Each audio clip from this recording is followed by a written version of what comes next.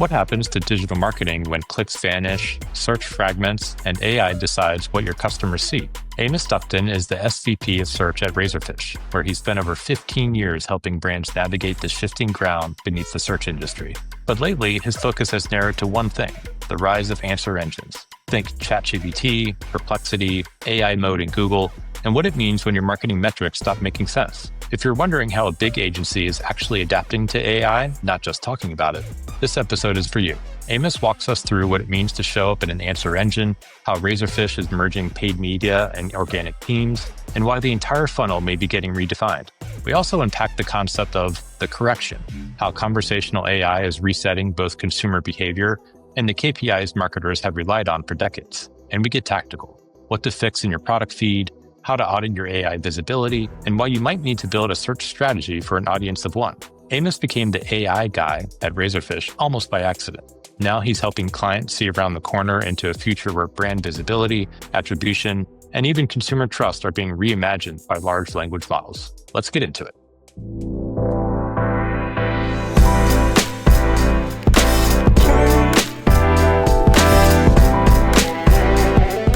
Welcome to another exciting episode of the Page 2 podcast. I'm your host, John Clark, and as always, joined by my partner in crime at Moving Traffic Media, Joe DeVita. Hey. And today we're excited to welcome Amos Ductan, SVP of Search at Razorfish. Welcome. Thank you. Thanks for having me on. Absolutely. So I was at Razorfish for about 5 years. Joe made it a little over 10. You've been there about 15 years, which is a lifetime in agency world. What has kept you at Razorfish for so long? Yeah, I would say it really allows you to have an entrepreneurial spirit and like focus on the things that you want to focus on. Like, so I've had just the fortune of being able to not just work on different clients, but like almost different passion projects. Like AI is an interesting one where my son was born in November 2022, like when ChatGPT came out. So I was on parental leave. I came back. I'm like, we must be doing a ton of stuff with AI. We weren't. So like I became the AI guy, right? Like I didn't have to ask permission to do that. So it's the kind of place that just kind of lets you add value where you can. And so I've always appreciated that. Like I've been able to kind of reinvent the things that I'm doing, which is awesome. Yeah, that was always something I appreciated about my time there as well. I think maybe that's a perfect segue. So there was a recent webinar, I think it was, where you sort of took, or I guess presented an AI search playbook. And you talked a little bit about the ChatGPT. I think it was processing about 2.5 billion prompts per day, 3 million website visits being generated, and how it's a little bit of just a totally different type of search. And I was curious of the data that you're starting to analyze and see come through for clients and probably even the agency itself. What types of search behaviors, maybe different search behaviors, are you starting to identify with this sort of new channel? Yeah, it's a great question. I think it really gets to the heart of it, that like AI is a lot more than just a search engine. And I think ChatGPT just released some data, or there was a study where they used ChatGPT data where I think it found that like basically half of the prompts are people like asking for it to do things versus seeking information the way you would for a search engine. So I think that's the interesting thing, where you're just kind of compressing that space between intent and action, where the person is just like, hey, I'm not just looking for a hotel, also build me an itinerary as well. Like that sort of thing. I think that's the really exciting thing. It's also the scarier thing because it feels like people get disintermediated, right? Like you're having to browse less things. But I think that's the big thing. But I think the other piece of it is that people aren't just abandoning search or like traditional search. They're doing it sort of side by side. I think there's a recent study a SEMrush study, that when someone starts using ChatGPT, their weekly sessions for Google actually increase, right? Because it's almost like, ChatGPT helps you discover stuff. Google lets you go deeper. And so we're definitely thinking about it in this kind of complementary way. And that like some of the searches are actually, somewhat similar. Like, so it's not necessarily going to be a completely unique thing that people might be searching. So it's a little bit more nuanced. Yeah, well, I saw that data point too. And I think there was, at least earlier on when ChatGPT first came out, there was this mantra of, well, it's likely people are going to Google to validate what they're seeing in ChatGPT. Do you think that is the case? Or do you think it's more they're just expanding on or maybe drilling into something very specific in Google versus the validation? Because I It think, definitely seems like there's definitely a big piece of it is validation. I would say even just anecdotally myself, like part of it is also when you open a chat window within chat GPT, like let's say you're using it on mobile, it's just not the best experience. And so you might open it and see like, okay, I got to the right page. And then later you go to that same site, like on your machine, like you might Google to find that same site, like, navigationally. You're kind of using them both in the same way sometimes and sometimes complementary. It's an interesting kind of mix, actually. I think the validation piece often comes in when the URL that's provided is incorrect, which I've gotten a lot. And so you kind of have to go to Google to actually get the right URL. Once you sort of drill down into the answer that you want, the navigational path from GPT is often incorrect. And so you sort of have to, that's the validation piece that I found a lot. I've started to tend to trust the responses a little bit more over time. I think earlier on, it was pretty obvious when there was a hallucination. I think it's becoming harder and harder to detect, which is maybe a whole different problem.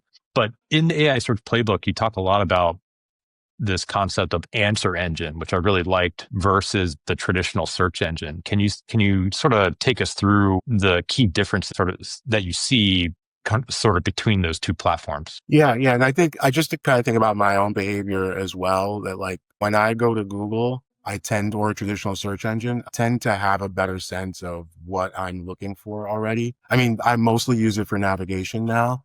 And so I think an answer engine is something that people are using generally more for like exploration, maybe comparison of different things.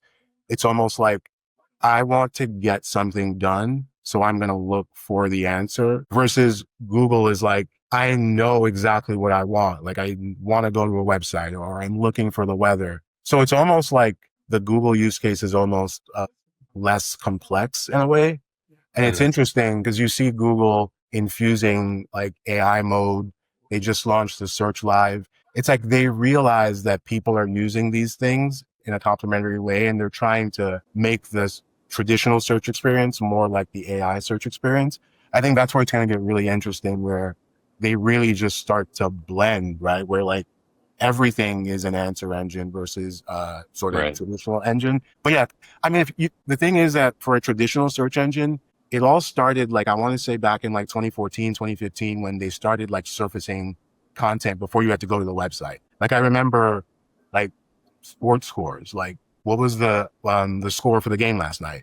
You used to have to click into NBA.com. They started surfacing that, the weather. So in a way, we already moved from like using a search engine to find websites to finding information. So it's almost like this answer engine is an evolution of that, where I'm not just looking for a really simple answer, like what was the sports score? It's something more complex, like I want to plan a trip, or I want to figure out a camp for my daughter, which I was using an answer engine for. So yeah, it's almost like the complexity of what you're looking for will probably determine if you're using an answer engine versus like a search engine, which I don't know. It's almost like that's used for the last mile of the transaction in some ways. I think very true. Human behavior, like we're always looking for the quickest way to accomplish a task.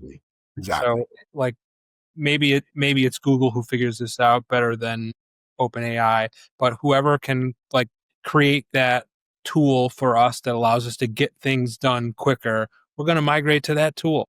Exactly. I will say like the changing consumer behavior is one that I find interesting, because for 20 years we've gotten used to like seeing choices. We're searching for information. The search engine gives us choices to filter through. And we all have these mental filters as we go through that first page of results, say, not a source I want to trust. That's one I'm interested in. Most people go through the first page, or at least half of the first page of results. And that gives you a few seconds to kind of qualify the information choices that you dive into. But you don't get that with like an answer engine or you don't get that in conversational search. You just get one answer, and you either trust it and move on. Well, it's interesting though, because usually depending on what you ask, I'd say most of the time, unless you like really press it, it will give you multiple options, right? Like, but I would say they're more curated, where it's like oh, here's a good option if this is your priority versus here's a good option if this is your priority. So it is definitely doing more of the filtering for you, to your point. But it is, I don't know, it does feel like it is still giving you those choices. Whereas there's a world where we start moving towards just like, don't even give me the choice, just buy the thing for me, which I think for some category of things that might make sense. Like shampoo, you just want your shit. Like you don't really care about going through the list. You're just like, go get the shampoo. So I do think that we're still in this like middle stage where AI is still kind of acting like a search engine. It's more curated, but it's still like, I feel like multiple times I'll have to like press it like, hey, what would your recommendation be? Almost like which I think for some things you'll want it to just kind of make the choice for you because it's not that important versus something like a vacation. I think you'll definitely want options. Like this idea that AI is just going to book a vacation for you. That doesn't make any sense at all because you're going to want to see the pictures. You're going to want to like get a sense of like, what does the pool look like? Like, so it depends on the thing that you're going, but I think there's always going to be that back and forth. It's just going to do more of the work for you. So it's not 12 links you're looking through. It's 3 options you're scanning. So that's the changing consumer behavior. I think it'll be interesting for us all to watch in the coming months. With search, you search for traditional search, you search for something, you got your results, you clicked into something, and then you did another search. And there was search on top of search until you got all the information that you wanted. But with AI, it's follow-up prompts. And like that's a consumer behavior that most people don't understand how to do yet. And in your webinar a week or so ago, you did that awesome live demo of like, help me find the credit card that's best for me. I want this, I want that. And you kept it like, it was such a fun live example and it worked out for you. You must have practiced that beforehand. It really worked out well for you. Like you kept interrupting and it was so fun to watch, but like, I don't think most people know to use AI like that yet. They just treat it like a search. It is a skill that I think we're all going to need to develop in some ways, but it's interesting. The follow-up prompt thing that you mentioned is that I've noticed it's a thing, I want to say in the past 6 months, when you use it, like, the regular, like chatting, it generally will ask you, like, there's some kind of follow-up at the end. Like, depends on what you're doing, but it'll say like, can I do this extra thing for you? Could I look into this other thing? Which I think is just the model. Like this is ChatGPT. I think it's OpenAI trying to keep you in the conversation and like kind of keep it going. But I think you're absolutely right that like it is a skill we're going to have to learn. I kind of think of it the same way that like there's this concept of internet literacy. There's AI literacy, right? Like think about how important the internet is. Like if you can't use the internet, you're like locked out of an entire category of economic activity. Like just shut out. That's where AI is moving, I think. And like part of that is that skill, to your point. How do you like pressure test it, right? Like push it, like I think it's funny. Like I think it's a behavior we're going to have to learn. It's a skill we're going to have to kind of build. But I keep telling people, just talk to it like it's a person, right? Whether it's voice or over typing, but I think it's a skill we're going to have to build up, a muscle. It was really interesting. I was listening. I think it was some other webinar, and there was something around a stat, like, I'm going to get it wrong, but maybe like 1% of people have actually created a custom GPT. So if you are within that 1%, you could consider yourself an AI expert, right? Because you've done more than 99% of the rest of the, people using ChatGPT, which is kind of crazy. It is really going to be something that changes over time for sure, and something that we have to sort of learn how to rebuild. I was thinking it was almost like in the early days of search where the most common terms were, 1 or 2 keyword phrases, and then it sort of expanded to 6 and 8, and you sort of had people were learning how to use Google and get what they wanted better with these sort of longer queries. I was thinking when I was at Razorfish and we were all sort of working at Razorfish together, like voice was supposed to be like the next revolution of search, right? And that never really materialized. I think AI is probably where that actually has the best chance. I'd love to get your thoughts on how you see voice playing a role in search in the future. And I don't know, are you even talking with your clients about this yet? In preparation totally. For that? Or I feel like in some ways, I'm surprised it hasn't accelerated faster because once I think ChatGPT advanced voice mode, once that came out, which I guess was probably like a year ago at this point, it was like, oh, wow, this is what Siri and the Google Assistant and Alexa, this is what they were always meant to be. Like the back and forth, you can interrupt it. But to that point, with consumer behavior, I think it's going to take a while for people to really even realize that that's a thing. So I feel like it's very small now, but it's clear that they're paying attention because Google just launched Search Live where you can talk to Google. I noticed just today, actually, ChatGPT changed the interface because it used to be just like this weird blue dot that's glowing when you're talking. Now it's like you can actually see what the AI is saying and so it feels a little bit more interactive. I would say there are some clients who they feel like AI search is too small now, just in general. And so it's like voice is a even smaller subset of that, if that makes sense. So I feel like there definitely is a sense from a lot of people that it's, is it too early? But I definitely feel like this is the time to start thinking about that. The idea, like the kind of detailed information that the AI will need to retrieve when it's having a voice conversation, like your content has to be ready for that. I feel like, right? Like I did a different presentation where I was giving an example of trying to have it search for a hotel for me. And I was like, what time does the pool open? It went and searched and it's like, oh, it opens at 6. It had to find that specifically somewhere. It had to be easy to kind of retrieve. But I just think of all the things that AI can do. Talking to it makes the most sense in terms of how to unlock that. So I think that is coming. I just feel like it's going to take some time with the consumer behavior. As you were talking about that change, it made me think, I always use the example of people searching near me. That's something that people learn to do once they had a mobile device. But that still felt like it took a little time. So I think we're still really early innings ultimately, and it's going to take some time because it is like a really big shift. There's this Wall Street firm that came up with this notion that ChatGPT's launch is kind of like the Netscape launch, right? So Netscape democratized the internet, made it so that you can point and click. ChatGPT made it so you can just talk to AI.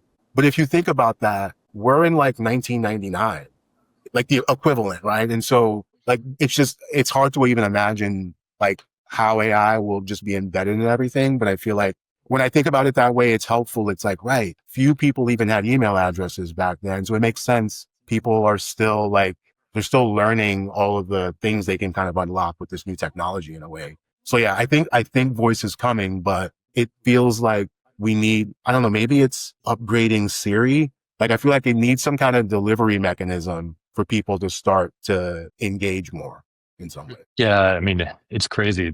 My daughter, your kids, right? They don't even know what a notary phone is, but that's what I grew up with. And so there's this whole, thinking about my daughter's world 10, 15 years from now, she may not even know what a Google is, right? It may all be AI related, which is pretty wild to think. Joe was talking a little bit about the process of traditional search, right? You do a query, you do another one, and then eventually you sort of get to your result. On the AI side, right? When you do, I don't know, something around deep research or even a question around travel, right? It sort of goes out, fans out, if you will, does all those queries behind the scenes, and then ultimately brings back a response. I'm really curious how you guys are thinking about applying that fan out to paid search, or if you're doing that at all, right? So how do you, maybe I'll phrase it a little bit different way.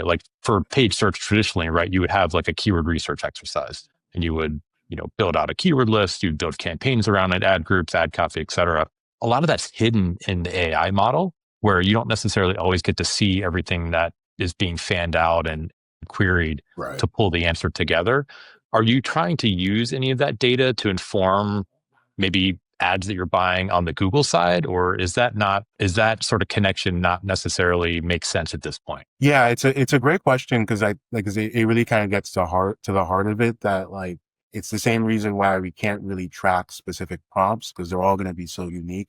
It's less about the specific keyword and more about the individual topic, the thing that we're trying to cover. And so we're trying to think about our paid search structures in that context. So we're certainly live in Performance Max, but for the text side, we still have campaigns and ad groups, but we're thinking about a structure on top of that where we've been calling intent clusters, where imagine multiple ad groups really kind of roll up into this one bigger cluster, which could be multiple prompts, which could be, any number of prompts, and trying to make sure that we're covering all of the like topic surface area, like and that includes broad match is something that like, I feel like it's funny, like Google should have probably rebranded it because they relaunched it, I want to say maybe 3 years ago. And it's doing really well at like capturing that kind of long tail.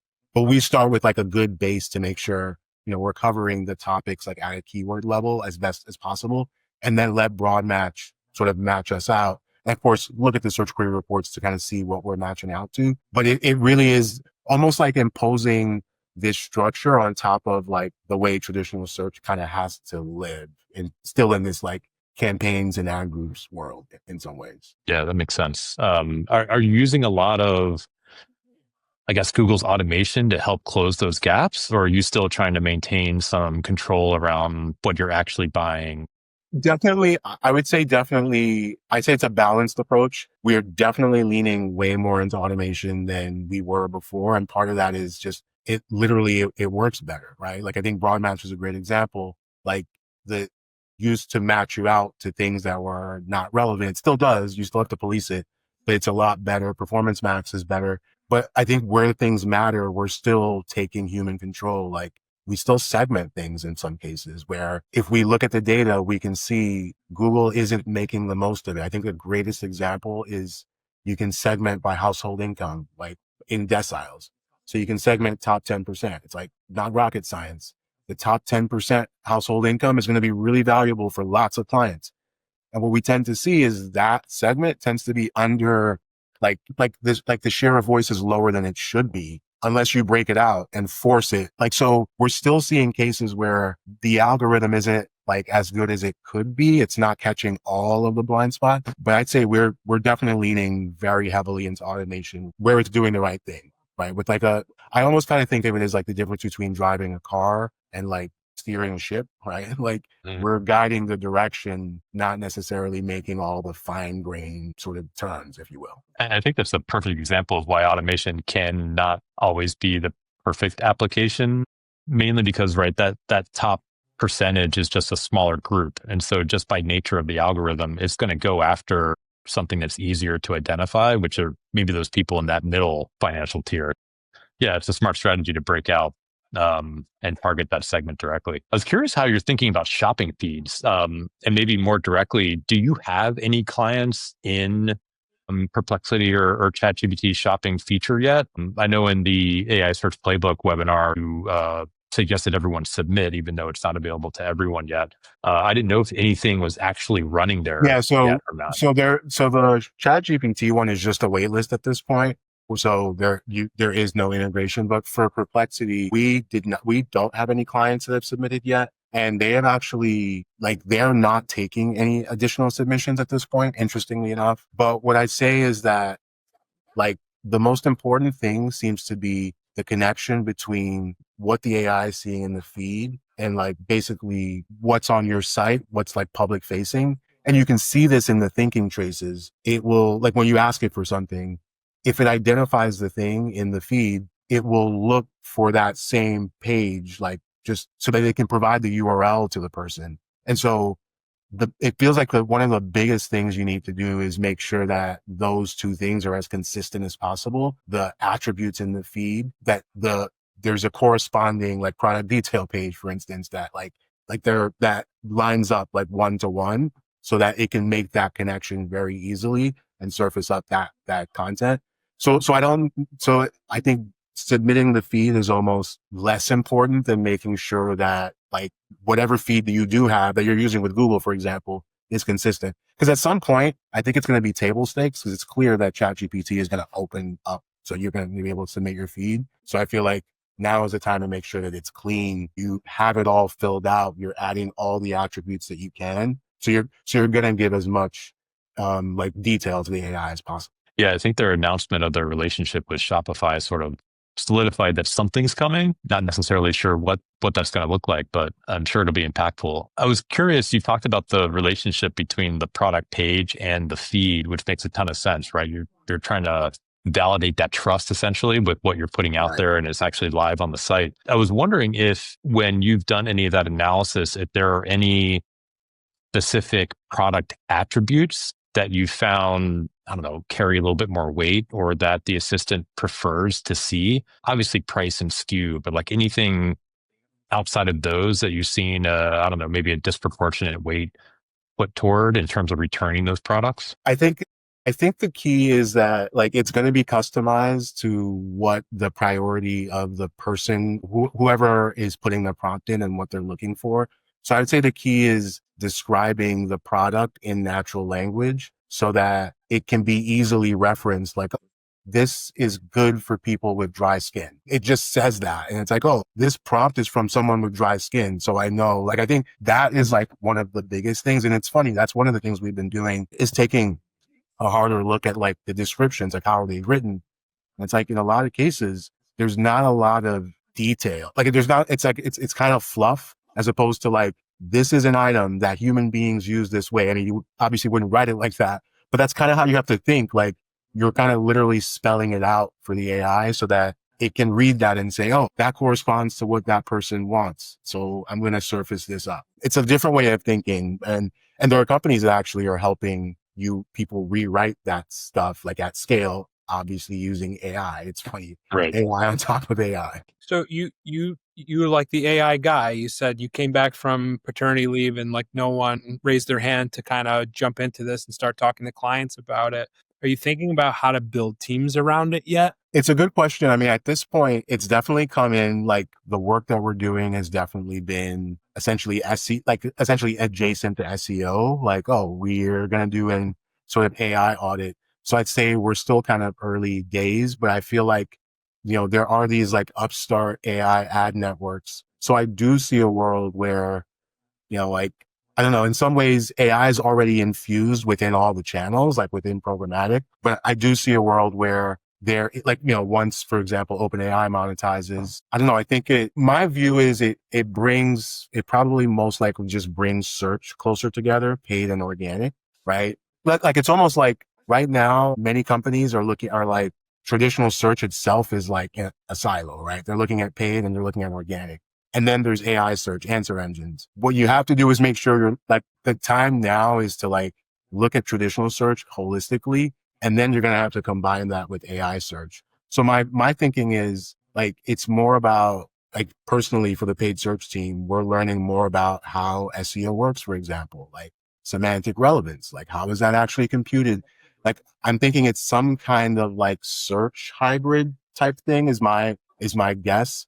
It's unclear what shape that takes. Again, it also depends on how these platforms decide to monetize. It seems like OpenAI might do some kind of like affiliate like model. So then I think it, in some ways that's a little bit of a different skill set than a paid search person or an organic person. So I think it can go a few different paths, but I think the most obvious first is like paid and organic kind of coming together. Like the query fan out, like explaining to the team, those fan outs are based on things that are semantically relevant. And like, we can figure out what those things are. Like that's stuff that we didn't have to think about as a paid search team as much.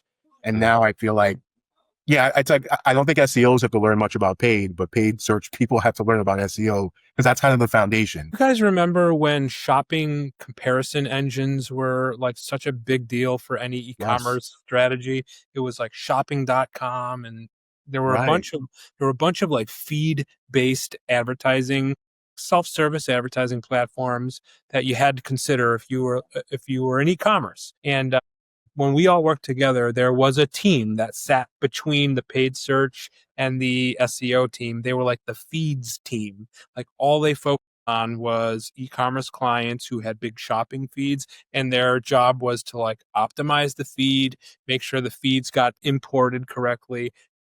And I don't know if they managed the campaigns and bids and stuff. Maybe that was the paid search team, but like there was this really specialized e-commerce team that just like optimized product feeds. Maybe that's the progression. And there definitely is still some of that, right? Like we actually have some cases where it's like shopping is like its own separate thing. It has its own budget, its own team. There is still some notion of that as well, but it's interesting. I could see a world where, it's like some kind of carve out where it's like very specialized. I mean, maybe to stick on that subject a little bit, when you're hiring today, they're like knowing that this sort of, I don't know, shift or move is coming, are there different attributes that you're looking at when you're hiring now versus, I don't know, even 6 months ago? Yeah, I guess I would say more connected to like the general like path that we're on, like not necessarily specific to AI search, but we have definitely been trying to move like as a team from like what I call operators to orchestrators. So I think historically we've spent a lot of time and there's been some pride in like being able to figure out like the plumbing and like the mechanics. Like, oh, I'm proud of being able to bang out this Excel project in 3 hours or 4 hours. And it's like, we don't necessarily have to do that anymore, right? Like we literally live in a world now where we can talk to software and have it create software for us to do that middle work. And then we extract the insights with our human brains. And so it's like the thinking, like it's like a new way of thinking that we're adopting as a team. And I don't think everybody is there yet. I think part of it is having a growth mindset of like just being willing to like try new things. And so like that's probably one of the biggest things that we're sort of screening for. It's like we're going through a period of a lot of change. And so if you're a person who isn't changing a lot, you have to like, that's not a good sign, right? It's like, why aren't you right? So, and being curious about AI search, like leaning in, I think that those are all kind of bonuses. But I feel like we're now in an age where we can do more than ever. And so we've got to really like lean into that. Obviously, translate that into value for clients is at the end of the day. I just a comment there on, I think John's question was a little bit leading because we've had to change the way that we look to hire people. When we started 8 years ago, like we had a lot of set process in place and we felt really strong that we could just bring in a smart kid, young adult professional to like follow our process and execute. That's what we needed. But now it's like, we're not looking for people who can just take direction and execute really well. We're kind of like looking for people who can make it up as they go and like solve things that they've never seen before. So it's kind of a different professional. Totally a problem. Yeah. Solving problems. Yeah. Like that's the Uber skill in a way. Right. Yeah, it's good, Joe. I want to bring us, I kind of want to bring us back. I read you blogged a few weeks ago about the emergence or the quick adaption of people using AI search, conversational search, as a correction for search in general. And I really love the concept. I couldn't stop thinking about it. That's why we were so excited to get you on this podcast today. But maybe I'll paraphrase a little and you tell me if I'm way off, because I think it's a concept that I think I've only really read you write about, but we've, for years, we've been trained on how to use search engines. We don't see it on the first page, must mean we searched wrong. I'm going to search again, and I'm going to filter through page after page, search after search to get what I need. And on the marketer's side, it's like you got used to these metrics, like, okay, click-through rate on organic search of 30%. That's pretty good. A click-through rate on paid search of 5%. That's pretty good. A conversion rate on organic search of X% is good. So we've gotten used to like this behavior. We've got trained people, consumers are trained on this behavior, and marketers are trained on like this expectation of metrics, but that all kind of gets blown up right now. Whereas like conversational search with an AI engine just makes it a little bit better, and the metrics have to change. Is that the correction? Am I paraphrasing? Yeah, I think that's exactly it. I mean, what you're describing, that's a really good way to sort of think about it. It's like there is this process, right? And as marketers, we've inserted ourselves in it. Like, oh, great. Like the more they search, the more I can kind of get in front of them and like I can track this and track that. It's like you think about the human, the person. I don't want to do all that stuff. Right? I just want to go on vacation. I don't want to search through all the hotel websites. Again, as I said, I do want to see the beautiful pictures. Like I'd love someone to just curate that for me. Like I don't want to go through the grunt work. And so that's I see this as like removing some of the friction, right? It's almost like this is how it was meant to be in the beginning. Technology just wasn't there, right? I feel like it's a little hyperbolic of like, what does a website really mean anymore? I think you absolutely still need a website, but if you almost even think like not too long ago, everything you needed to know about a company you had to go to their website, right? Like that was the source of it. I mean, not too long before that, websites didn't exist, obviously, but that was like your source. Now you can expect to find information about companies all over the place, including like Reddit, but also AI. And so I think everything is just getting more convenient, right? Like the answers just come to people easy, more seamlessly. And so it does make things more complicated for marketers. But I think there's a world where for really, really like elite brands, it's actually great, right? Because it's like, if I love this brand, like if I love Nike, that's what I'm getting, right? Like I like the removing the friction of like the searching, that's not going to stop me from buying Nikes. I'm going to use my convenient process to buy more Nikes. And like, that's obviously easier said than done, but like building that brand love is like more important than ever. Like the way these things are customized, they know your preferences. And so there's a world where it just keeps surfacing up the brands that you prefer. And like, you want to be one of those brands that many people are getting the AI to surface up, right? It's like the AI never gives you any recommendations that are not Nike sneakers because that's what you told it that you want, right? I think we can get there. I think that messy middle process, it's just not fun for people. And so it's as much of it as possible is going to go away. I don't think it's all going to go away, but like clearly it's a better experience. Like I think people are voting like they're saying that they like this. I mean, it's kind of intuitive as well. So that's the way I think that makes complete sense for me. And I think it's an easy concept on the consumer side, but for the marketer who has been for years optimizing for a 2% conversion rate and a 10% click-through rate, how do you what does the model of success look like on this new platform? Yeah, it's a great question. So I guess ultimately, ideally, you're already looking at business metrics today, right? And like maybe you've built this great process so you can see exactly how your marketing metrics are moving your business metrics. So what we're talking about is like some of those marketing metrics going away, right? Like the visibility. You should still be able to see the business, right? Like, are people buying your products and services? What is the trend there? And then it's a question of observing that trend. How has that changed? And then it's a question of how do we kind of triage? I think one of the first steps is understanding your visibility in AI search, for example, right? Your AI search share of voice, that sort of thing. I think the MMM models, like we're seeing more and more clients lean into that sort of thing. I think you have to find a way to plug those gaps. I think qualitative data becomes more important, like the survey thing. Like in some ways, it's almost like we're going old school where, as more data gets removed, you're like having to sort of pivot. But I think it does go back to those business metrics, right? Like if you were always only looking at marketing kind of like in a vacuum and not connecting it to business metrics, now all of a sudden you're like, oh, I'm flying blind. Like you should have never been looking at clicks in a vacuum in the first place, if that makes sense, right? Is the way I kind of think about it. So like instead of it, so yes, you're definitely losing some visibility, but theoretically you can still see the bigger picture. Like sales are still working. I need to figure out how to close these gaps in my marketing, as opposed to like, oh no, it's like a catastrophe because I can't see anything. What are some of the tough questions? Where are clients pushing back on you when you go in and present like, here's this great new opportunity is like, and you got to start investing today so you can understand it for tomorrow when it's more important. What's the pushback that you're getting? I would say there's a few categories. One category is this idea. It's not like there's nothing actionable that we can do, which is just really not true. If let's say that AI is saying things about you that is not accurate, you can report that, right? OpenAI, Google, they will do what they can to remediate that because it's in their interest.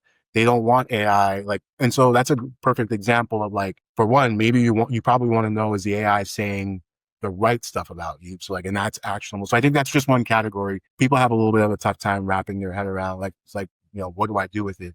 The other, and it's somewhat like sometimes, correlated, is like, oh, it's just so small. It's just so small. Again, I go back to that idea of the Netscape moment. But the internet was really small in 1999, right? It was a thing that mostly weirdos were on. If someone told you you would be booking a cab from your phone, or even just the internet, forget your phone, you would think they were a weirdo, right? You'd say like, what are you talking about? So I think there's a little bit of that we need to get over. I think as the numbers get bigger, it's getting harder to ignore. Like, There's literally like almost 3 billion prompts a day. The other like category where people like, they're like, okay, I get it. This is a thing. Like people are seeing click volume drops on the organic side, for example, right? I think in a lot of cases, and almost all of those cases, like sales, like products, like those are still like those are still like at goal, at or above goal. Like we've seen no degradation. And so there's still this notion that like, it's, you know, it makes sense. There was data I was getting before. There were people I was interacting with before that I'm not now. I mean, to be fair, there's also the question of like the knock-on effects later, that like having that person come to your site and, you know, consume your content. So it's definitely not that we're like we're losing zero. There may be some loss, but I think that so far, I'd say those have been kind of the categories where clients have come to start to embrace the idea. I think is that like we can see at scale where we're showing up. And so at the very least, I think it resonates with them when we can say, this is how you're showing up in this category. And these are the competitors that are also showing up alongside you. And so I think that kind of helps the conversation that like, that's at least data that we can bring to bear. But I would say it definitely tends to be kind of feast or famine, that like either someone is like really leaned into this or they're like, no, it's too small for me to kind of pay attention to. It's funny, like the conversations can kind of go down those two kind of general paths of like broad skepticism versus like the nuance of like, how do I think about it? I'm nervous about click loss, etc. I was taking notes as you were talking, and you sort of answered my questions as you were going. One was around, right, there's so much more information out there, Reddit, other content places. And while that is convenient, I think the risk would be the conflicting information. And so then you get the incorrect response coming out of the GPT. And my question was going to be, have you had to encounter that? Sounds like you sort of answered that along the way, which is there's ways to report that. I don't know if you've had any case studies on, I don't know, any situations where you've had to create net new content, almost like a reputation management type thing to circumvent those things. The other one was, which was really smart, was, you know, if you've been looking at clicks in a vacuum, like that was probably the wrong way to be evaluating your performance anyway.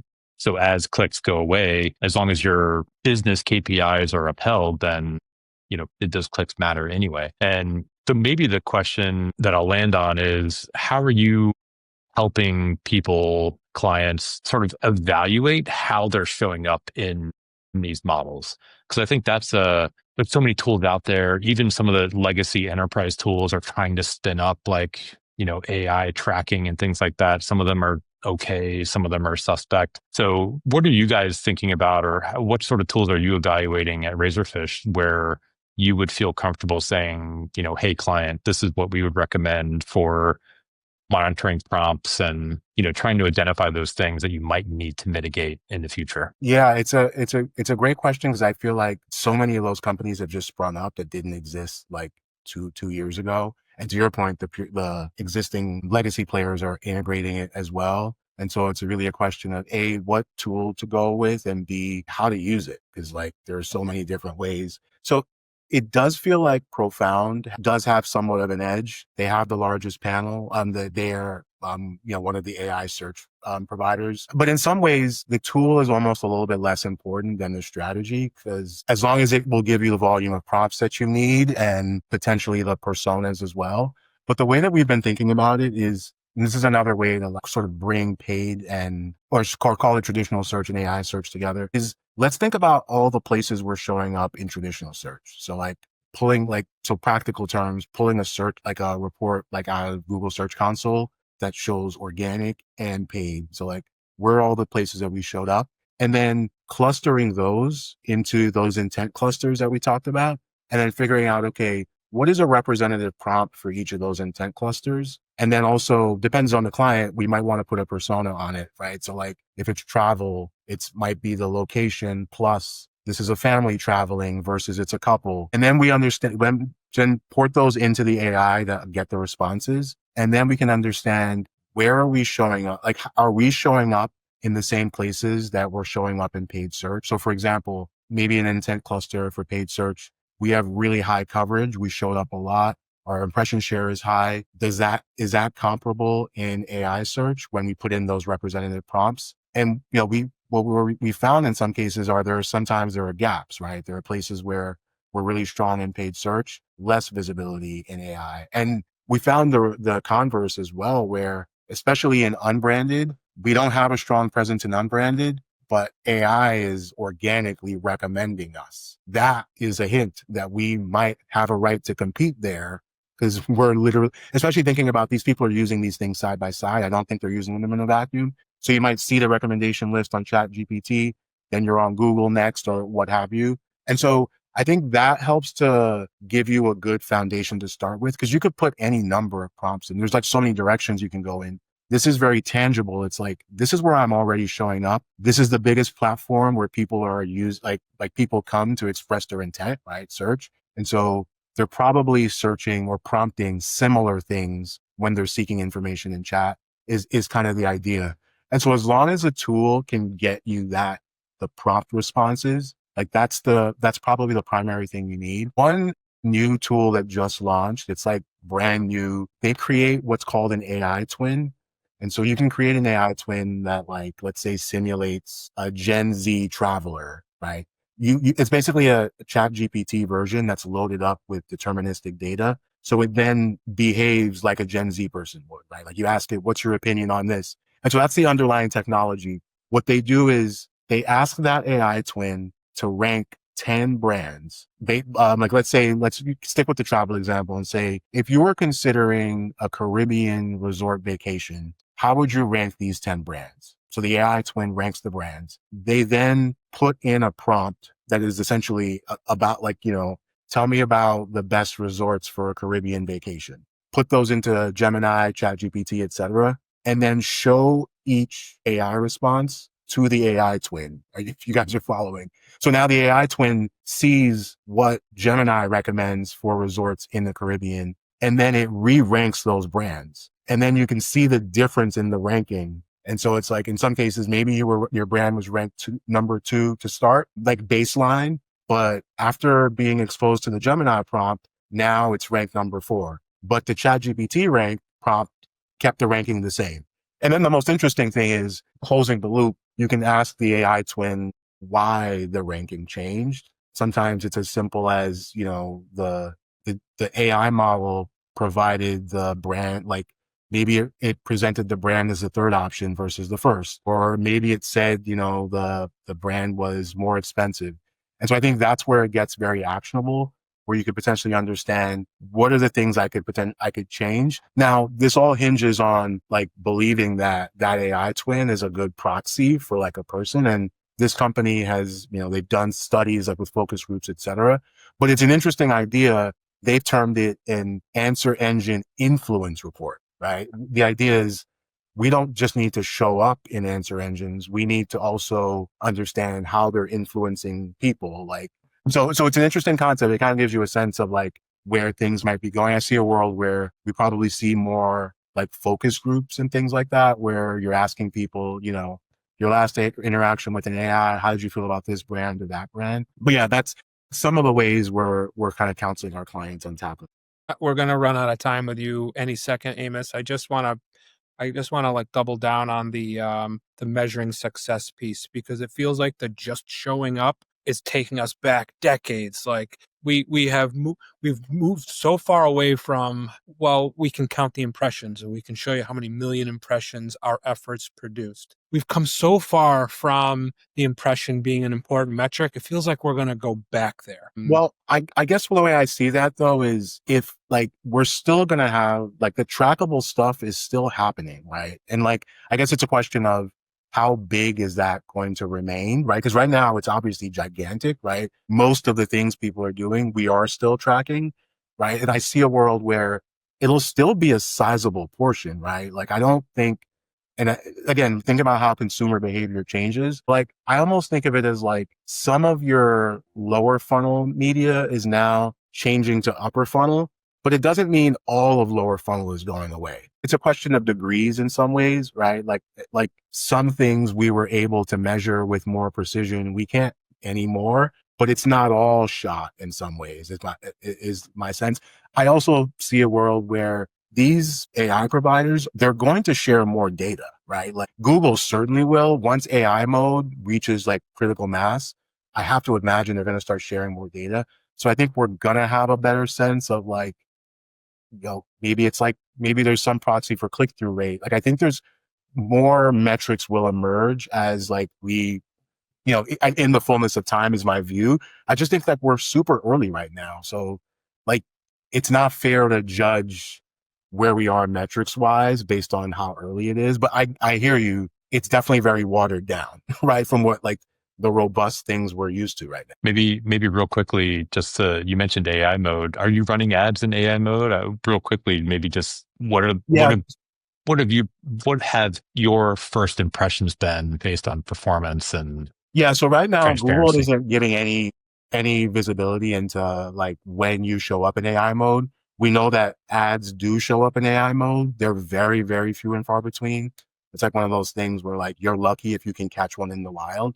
So right now we don't really know at this point. What we do know is that using things like AI Max and Performance Max is going to give us like the best chance. So we're definitely leaning in there. And we are seeing strong performance from those sort of products and features. But yeah, right now they're just not really sharing a lot of data. And I think they're going to have to once they reach a critical mass. Yeah, I'm really excited to see what they decide to share, because I think, Google historically has been sort of taking away data. So I hope they lean into being more transparent than that. I mean, the amount that they're sharing about Performance Max is, it's like night and day. It's crazy. Like much better. You can see all the conversions by channel. It's like, oh wow, like you had all this data all along, of course. We got to give a presentation on Performance Max every 3 months because like the reporting changes, the targeting changes. It's funny, like people that say like, oh, it's a black box. It's a black box. Like, no, you're not talking about anymore.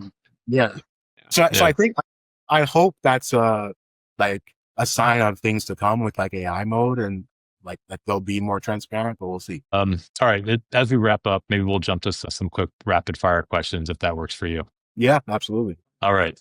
Is there a Razorfish colleague you think you can beat in Jeopardy? Or I would say Payon. You can imagine where we may have sourced that question from. Best pizza in West Orange? Sabatino's in South Orange. It's not in West Orange, but everything is like 5 to 10 minutes away. Okay.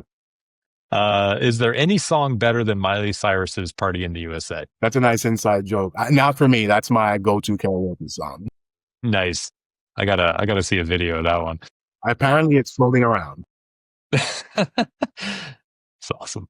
One SEM rule that you still use that predates PMAX? Well, I guess it depends on what we mean by a rule, but we talked about before, we're still segmenting things where it makes sense, where it like strategically makes sense. I feel like it's just not there yet.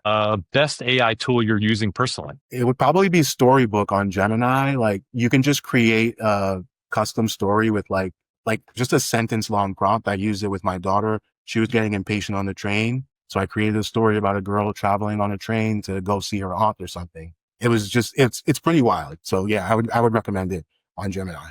I use ChatGPT to come up with jokes at bedtime. Pretty great. What's the best career advice you ever received? I would say from Joe DeVita, actually. One that stuck with me is don't accept no from someone who doesn't have the power to say yes. I probably say that to someone on my team every couple of months. We talk about like a client. I'm like, are we taking a no from someone that doesn't actually have the power to say yes? Like, let's figure out a different way. Like, this is too important to be blocked by this person. I heard Jim Warner say that. I've passed that advice to other people. The best advice is passed down, right? So like, it doesn't have to be original. Appreciate that. Yeah, that's a great one. Last one, a podcast you'd recommend. Could be business, could be... I would say Bankless. It's a crypto-focused podcast. So obviously you have to dive down the rabbit hole of crypto, but they talk about so many things that like crypto is adjacent to so many things. It's actually really kind of fascinating, like the Renaissance. And it's just interesting. So I would recommend that, Bankless. I'll definitely check that one out. Well, Amos, this has been awesome. Before we let you go, where can folks find you online? Oh yeah. So I'm on LinkedIn. You can just search my name, Amos Ductan. That's probably the best place to find me. Perfect. Last question. We'd like to ask sort of a prediction question as we wrap things up. If you were to go to google.com, let's say 12, 18 months from now, what do you expect that experience to look like? That's a really good question. I expect it to have some version of AI mode that is like, I don't have to trigger. Because right now, you have to like deliberately go into AI mode. I suspect we will be at a point where AI mode, and I don't know that it'll be like just the full AI mode that exists now, but it'll just be more seamless is my sense. Like that's my. Okay, perfect. All right, everyone. This has been another exciting episode. Amos, thanks so much for joining us. It's always great to reconnect with old friends. And if you liked the show, please remember to rate, subscribe, and review. Thanks for having me on. We'll talk to you soon. Bye-bye.